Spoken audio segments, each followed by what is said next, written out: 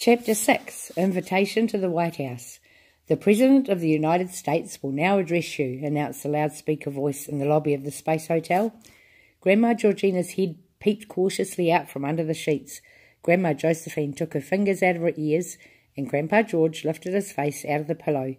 "You mean he's actually going to speak to us?" whispered Charlie. "Shh," said Mr. Wonka, "listen." "Dear friends," said the well-known presidential voice over the loudspeaker. Dear, dear friends, welcome to Space Hotel USA. Greetings to the brave astronauts from Mars and Venus." "Mars and Venus?" whispered Charlie. "You mean he thinks we're from—" "Shh," said Mr. Wonka. He was doubled up with silent laughter, shaking all over and hopping from foot to foot. "You have come a long way," the President continued, "so why don't you come just a little bit farther and pay us a visit down here on the humble little Earth? I invite all 8 of you to stay with me here in Washington as my honoured guests. You could land that wonderful glass air machine of yours on the lawn in the back of the White House. We shall have the red carpet out and ready. I do hope you know enough of our language to understand me. I shall wait anxiously for your reply." There was a click and the President went off the air.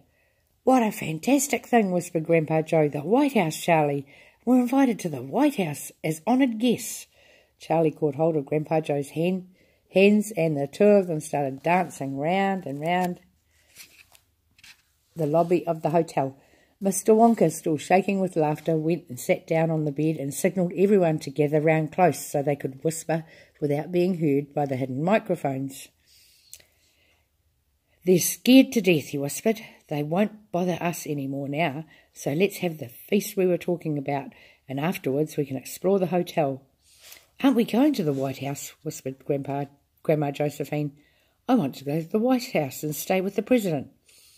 "My dear old Dotty Dumpling," said Mr. Wonka, "you look as much like a man from Mars as a bedbug. They'd know at once they'd been fooled. We'd be arrested before we could say how do you do." Mr. Wonka was right. There could be no question of accepting the President's invitation, and they all knew it.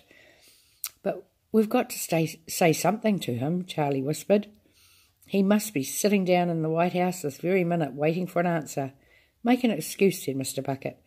"Tell him we're otherwise engaged," said Mrs. Bucket. "You're right," whispered Mr. Wonka. "It is rude to ignore an invitation." He stood up and walked a few paces from the group. For a moment or two he remained quite still, rather gathering his thoughts. Then once Charlie saw those tiny, twinkling, smiling wrinkles around the corners of the eyes, and when he began to speak, his voice this time was like the voice of a giant, deep and devilish, very loud and very slow.